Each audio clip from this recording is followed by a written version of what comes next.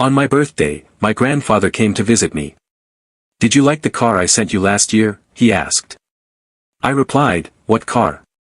I hadn't received anything. My grandfather turned to look at my parents, whose faces had turned pale, and chaos broke loose. "My name is Alexander, and for as long as I can remember, I have always been the least favorite child in my family. It's not something you can ignore, even if you try to act strong. My parents, Margarita and Jamie, always had a favorite, my younger brother, Esteban. He was the sun that lit up their lives, while I was like a shadow they barely noticed. I'm not exaggerating when I say that since I was little, everything good was for Esteban. The best toys, the nicest clothes, the words of encouragement, the warm smiles, it was all for him. I, on the other hand, received the leftovers, if there were any. I grew up in a house where comparisons were a daily occurrence. "Look at Esteban, so smart, so charismatic," my mother would say, while I barely received a, "You should try harder too, Alexander."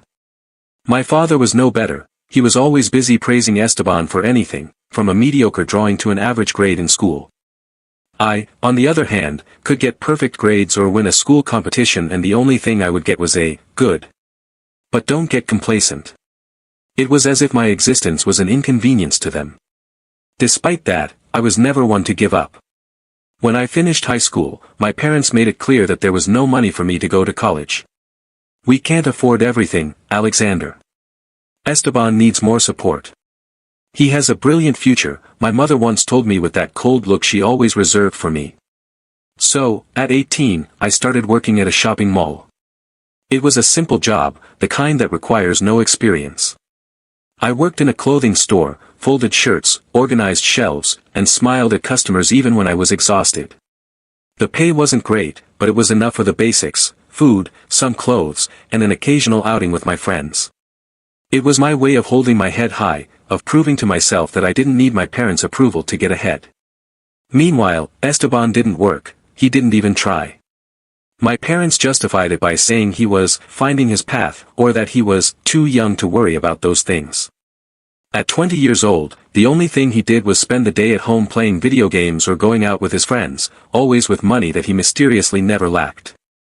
I, on the other hand, would come home exhausted from work, my hands covered in calluses and my head full of worries, only to hear the derogatory comments from my family. "I don't know how you're still at that mediocre job, Alexander," Esteban would tell me with a mocking smile as he tried on a new jacket my parents had bought him. "You should aim higher, don't you think?" My mother would nod in agreement, and my father wouldn't even look up from his newspaper. It was as if my effort was worthless to them. What kept my family afloat was not my parents' work, because to be honest, they didn't work either. A couple of years ago, they both lost their jobs. My mother said it was because of the economic crisis and my father blamed bad luck, but the truth is, I never saw them make an effort to find something new. The reason we weren't out on the street was my grandfather, Antonio. He lived in another country, and since he retired, he had a generous pension and savings that seemed endless. Every month, he sent money to cover the household bills, the rent, utilities, food, everything. He even paid for Esteban's whims, like his designer clothes or his expensive outings. My parents handled all of it because, according to them, it was easier that way. I never saw a cent of that money, but I never asked for it either. I've always believed that you should earn your own way. My grandfather Antonio was the only person in my life who truly seemed to value me. When I was a child, I spent my summers with him, and those were the best moments of my childhood. He would take me fishing, teach me how to fix things in his workshop, and always tell me, "Alexander, you have something special. Don't let anyone make you feel like less." He was the only one who made me feel like I was worth something. But 3 years ago, he moved to another country, and I hadn't seen him since. We spoke on the phone from time to time, but the distance limited our relationship to those short calls. Still, I knew I was his favorite grandson, even though he never said it in those words. It was something you could feel in his voice, in the way he took an interest in me. The day of my 23rd birthday was not much different from the previous ones. My parents had never been ones to celebrate my birthdays with enthusiasm. When I was little, at most they would give me a small cake and sing, "Happy Birthday," with the same emotion one sings the national anthem in school out of obligation. But that year, something was different. When I got home after a long shift at the mall, I found a cake on the kitchen table. It wasn't anything special, one of those cheap cakes from the supermarket with cheap frosting that fell apart at the touch. My parents and Esteban were there, and they sang "Happy Birthday" with a reluctance that was almost laughable. "Happy birthday, Alexander," my mother said, forcing a smile. My father barely grunted something, and Esteban didn't even look at me. He was busy with his phone. There were no gifts, no cards, nothing. Just that sad cake on the table. I found it strange that they had even bothered to buy it, as it wasn't their style. Then my mother said, "This is from your grandfather Antonio. He wanted you to have something for your day." I nodded gratefully, though something inside me felt that something was off. Why would my parents, who never cared about me, have organized this?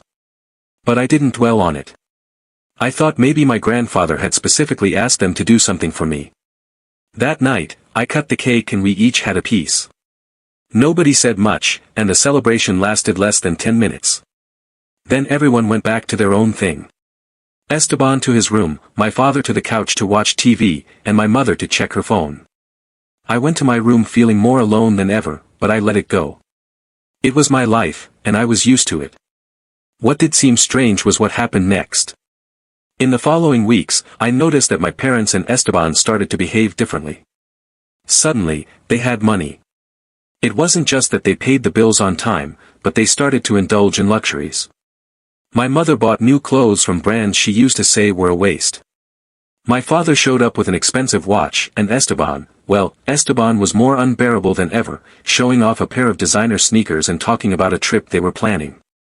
One day, I overheard my mother on the phone talking about a vacation the three of them were going to take.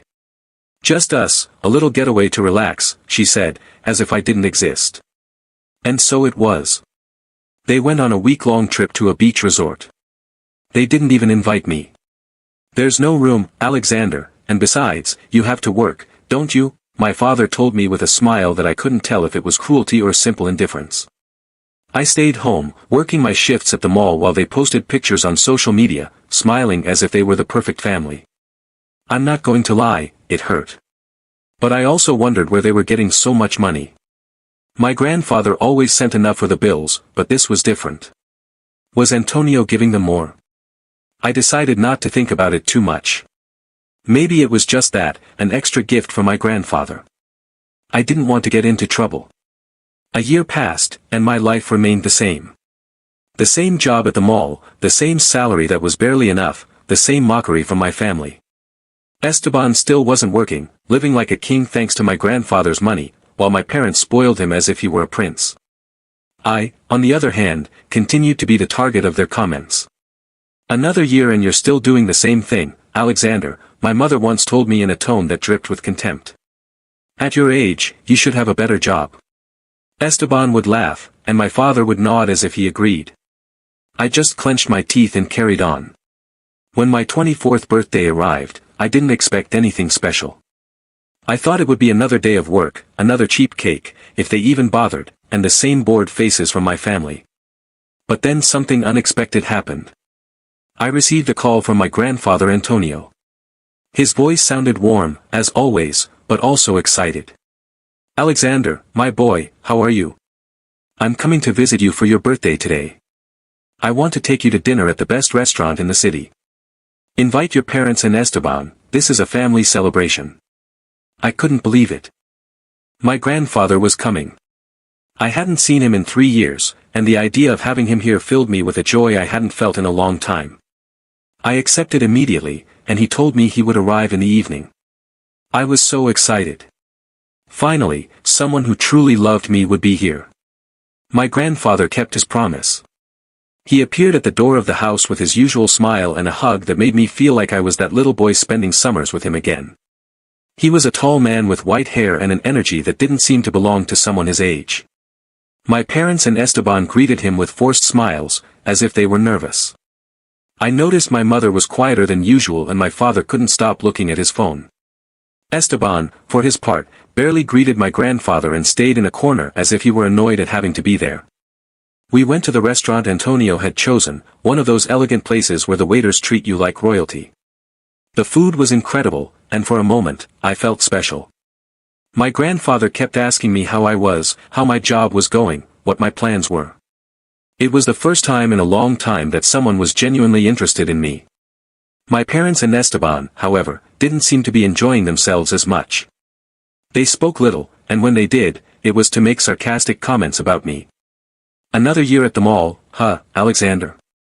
Esteban said with a chuckle. "How immature. You're still the same as always," my mother added. I tried to ignore them. I didn't want their words to ruin the moment. But then, after dinner, while we were having dessert, my grandfather looked at me with a smile and said something that changed everything. "Alexander, tell me, did you like the gift I sent you last year?" I was confused. The gift from last year. The only thing I had received was that horrible cake, and my parents had said it was from him. "Oh, yes. Thanks for the cake, Grandpa." "My parents told me it was from you," I replied, trying to sound grateful. But Antonio's face changed. He frowned as if something didn't add up. "A cake?" he said, confused. "I didn't send you a cake, Alexander." The atmosphere at the table tensed immediately. My parents, who had been quiet until then, started shifting uneasily in their chairs. My mother tried to change the subject, saying something about how delicious the food was, but my grandfather wouldn't let her. "One moment, Margarita. What cake?" He looked at me and said, "Alexander, didn't you like the car I sent you for your birthday last year?" I felt as if the world had stopped. "A car? What car?" I looked at my grandfather, completely lost. "What car?" "I didn't receive any car, Grandpa. Just the cake that my parents said was from you." At that moment, I saw my mother's face turn pale and my father drop his fork on his plate. Esteban, who always had something to say, was silent, staring at the floor. Antonio turned slowly towards my parents, and his expression was a mixture of confusion and fury. "What is going on here?" he asked in a voice that sent shivers down my spine. "I gave you a car for Alexander, a sports car, to be his birthday present. Where is that car?" My parents began to stammer. My mother said something about a possible misunderstanding, and my father tried to blame the shipping company, saying maybe it never arrived, but my grandfather was not stupid. He slammed his hand on the table, making the glasses tremble. "You tell me right now what happened to that car, or there will be consequences," he shouted. The restaurant fell silent. The other diners were looking at us, but I didn't care. I was in shock. A car. My grandfather had sent me a sports car, and I hadn't received it. I looked at my parents, waiting for an explanation, but what came next was worse than I could have imagined. Between mumbles and excuses, my mother finally confessed. "We sold it," she said, almost in a whisper. "We needed the money, Antonio. Things were tough." My father interrupted her, trying to justify himself. "It was for the good of the family. We couldn't afford to maintain such an expensive car, and Esteban needed things." That's when I lost control. Esteban needed things. I shouted, unable to contain myself. "And what about me? I don't matter. Why is it always him?" My grandfather said nothing for a moment, just looked at them with a fury I had never seen in him. Then he spoke, and his words were like knives. "I can't believe you betrayed my trust.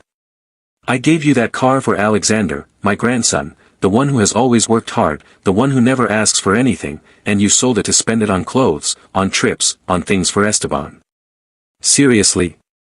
My parents tried to apologize, saying they wouldn't do it again, that it was a mistake. Esteban, for the first time, looked scared. But my grandfather didn't want to hear any more.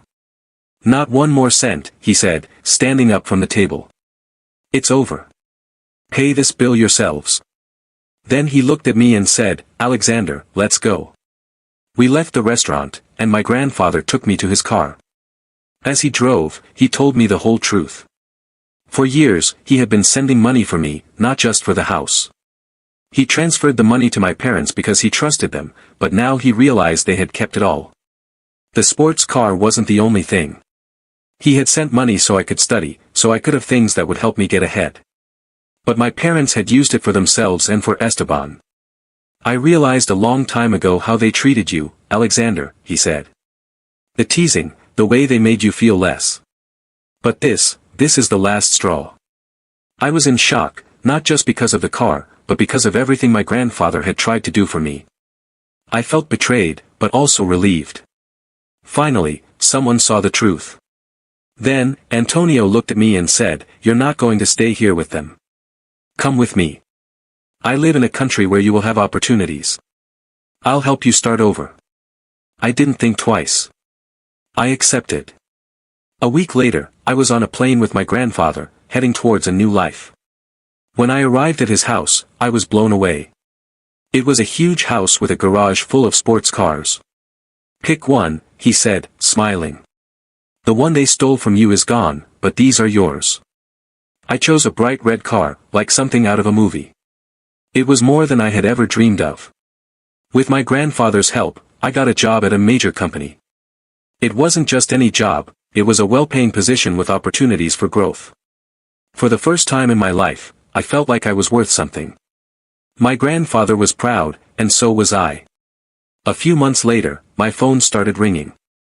It was my parents and Esteban. I didn't answer the first call, or the second. For weeks, my phone was filled with messages and calls. I ignored them all because, honestly, I didn't want to hear from them.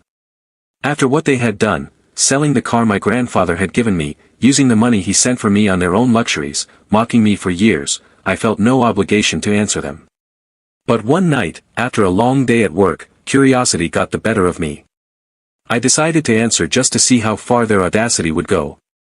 "Alexander, is that you?" my mother said on the other end of the line. Her voice was shaky, almost unrecognizable. It had always had that authoritarian tone, as if I were a nuisance, but now she sounded desperate. "We need to talk to you. Please, don't hang up." I remained silent, waiting for her to continue. "Things are difficult. Your grandfather cut us off completely. We have no money, Alexander. We're going to be evicted next week if we don't pay the rent. You're our family, you have to help us." I couldn't help it. I let out a dry laugh. Family. The word sounded ridiculous coming from her mouth. "Family," I said, my tone colder than I expected. "So now I'm family. Where was this family when you were making fun of me? When you sold the car my grandfather sent me to spend it on designer clothes and trips for Esteban? Where was this family when you left me alone while you all went on vacation?" My mother tried to interrupt me, but I didn't let her. "No, Margarita, don't give me that now. For years, you treated me like I didn't exist, and now that you're in trouble, you remember me?" There was a silence on the other end. Then I heard my father's voice as he took the phone. "Alexander, don't be ungrateful," he said with that tone of superiority he always used. "We did what we could for you. Everything we did was for the good of the family. How dare you throw things in our face after everything we gave you? That was too much." "Gave me? What did you give me?" I shouted. "A cheap cake that wasn't even from you? Mockery every time I came home tired from work? Or maybe the constant contempt while you gave everything to Esteban? Don't make me laugh, Jamie." Then I heard Esteban muttering something in the background. My mother got back on the phone, her tone shifting to a softer, almost pleading one. "Alexander, please. We're in a desperate situation. Esteban is looking for a job, but it's not easy. We have nothing, and your grandfather won't answer our calls. You have a good job now. We found out you're at a major company. Just a little help, please. We're your family." The word family again. Every time they said it, I felt a mixture of rage and disgust. "You know what?" I said, restraining the urge to scream. "If you need help, ask Esteban. He was the favorite, right? The one who always had everything. Let him get you out of this now." I hung up without waiting for a response. My heart was pounding, but it wasn't just rage. It was a kind of relief, as if I had finally said what I had been holding back for years.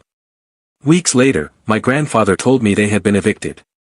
They were living in a small place, barely surviving.